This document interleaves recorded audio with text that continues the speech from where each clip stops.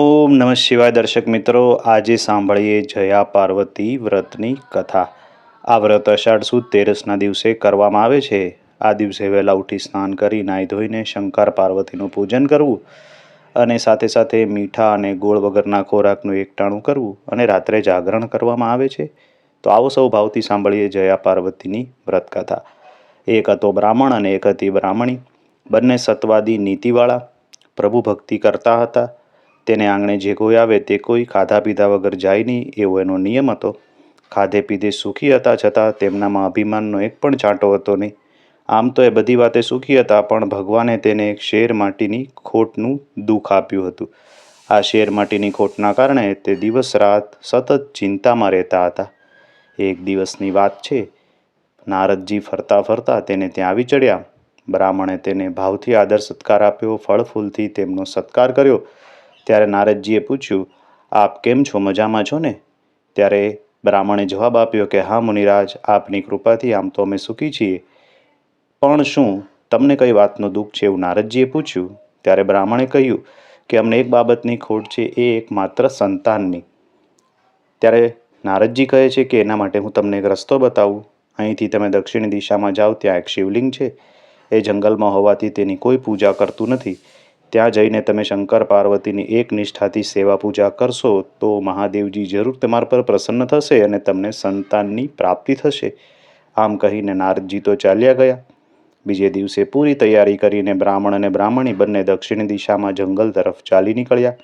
થોડા દિવસ તેઓ ભૂખ્યા અને તરસ્યા મહાદેવના મંદિરની શોધમાં જંગલમાં રખડ્યા, પણ ક્યાંય તેમને આવું મંદિર દેખાયું નહીં. એટલે થાકી હારીને તે એક ઝાડ નીચે બેઠા અને વિચાર કરવા લાગ્યા કે હવે શું કરવું. વિચાર કરતાં કરતાં તેમને લાગ્યું કે આ સામે એક ટેકરો દેખાય છે, ત્યાં તપાસ કરવાની બાકી છે. ત્યાં છેલ્લી તપાસ કરી લઈએ અને જો મંદિર ન મળે તો ઘરે પાછા જઈએ. આમ વિચાર કરી થાક ખાઈને તેઓ ટેકરા પર ચડ્યા. ટેકરા પર ચડીને જોયું, ત્યાં આગળ એક નાનકડું મંદિર હતું. આ શંકર પાર્વતીનું મંદિર હતું. એક ખૂણામાં એમણે રહેવાની ગોઠવણ કરી અને પછી સ્નાન કરી તેમણે પૂજાની શરૂઆત કરી. મંદિર પાસે જ બીલીનું ઝાડ હતું. ત્યાંથી બીલીપત્રો લાવી સવાર સાંજ નિયમિતપણે તેઓ સ્નાન કરી પૂજાપાઠ કરવા લાગ્યા. આજુબાજુમાંથી ફળ ફૂલ વીણી લાવી તે પેટ પૂજા કરતા. આમ કરતાં 5 વર્ષ વીતી ગયા, પણ શંકર ભગવાન તો પ્રસન્ન થયા નહીં. એક દિવસ બ્રાહ્મણ ટેકરો ઉતરીને ફળ ફૂલ લેવા માટે જંગલમાં ગયો. સાંજ પડવા આવી છતાંય પાછો આવ્યો નહીં, એટલે બ્રાહ્મણીને ચિંતા થઈ. આથી તે પણ શોધવા ચાલી ગઈ. ટેકરો ઉતરીને થોડેક દૂર ગઈ, ત્યાં તેણે તેના પતિને ઝાડ નીચે બેભાન થયેલો જોયો અને તેની પાસે એક નાગ ફૂફાડા મારતો હતો. બ્રાહ્મણના પગના અંગૂઠામાંથી લોહી નીકળતું હતું. આથી બ્રાહ્મણીને લાગ્યું કે ચોક્કસ મારા પતિને નાગે કરડ્યો છે. તેના મોઢામાંથી એક ભયંકર ચીસ નીકળી ગઈ. ત્યાં તો તેણે 16 શણગાર સજીને સામે પાર્વતીજીને ઊભેલા જોયા. પાર્વતીને જોતા જ બ્રાહ્મણી નમી પડી, એટલે પાર્વતીએ જેને એણે આશીર્વાદ આપતા અને શરીરે હાથ ફેરવીને તેને સજીવન કર્યો.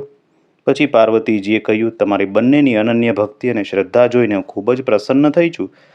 માટે જે વરદાન માગો એ હું તમને આપીશ. ત્યારે બ્રાહ્મણ અને બ્રાહ્મણીએ કહ્યું કે માતાજી, અમારે તો માત્ર શેર માટીની ખોટ છે, માટે તેનો ઉપાય બતાવો. ત્યારે પાર્વતીજીએ કહ્યું કે જો તમે જયા પાર્વતીનું વ્રત કરશો તો તમારે જરૂર સંતાનની પ્રાપ્તિ થશે. ત્યારે બ્રાહ્મણીએ પૂછ્યું કે આ વ્રત કેવી રીતે કરવું. ત્યારે પાર્વતીજીએ કહ્યું કે આ વ્રત અષાઢ સુદ તેરસના દિવસે શરૂ થાય છે અને વદ ત્રીજે પૂરું થાય છે. આ 5 દિવસ મીઠા અને ગોળ વગરનું એકટાણું કરી પહેલાં 5 વર્ષે જુવારનું ભોજન ખાઈને, બીજા 5 વર્ષે મીઠા વગરનું ખાઈને અને ત્રીજા 5 વર્ષે સાંબો ખાઈને અને ચોથા 5 વર્ષે મગ ખાઈને આ વ્રત પૂરું કરવું. છેલ્લા દિવસે જાગરણ કરવું. જ્યારે 20 વર્ષ પૂરા થાય ત્યારે વ્રતનું ઉજવણું કરવું અને સૌભાગ્યવતી સ્ત્રીઓને પતિ સહિત ભોજનનું આમંત્રણ આપી ભાવપૂર્વક જમાડવા. પછી કંકુ જેવા સૌભાગ્યના દ્રવ્યો દાનમાં આપવા. આ પ્રમાણે વ્રત કરનારને સૌભાગ્યની પ્રાપ્તિ થાય છે અને પતિનો વિયોગ નષ્ટ થાય છે અને અખંડ સુખની પ્રાપ્તિ થાય છે. આમ કહીને પાર્વતીજી તો અંતર્ધ્યાન થઈ ગયા અને બ્રાહ્મણ તથા બ્રાહ્મણી પોતાને ઘરે પાછા આવ્યા.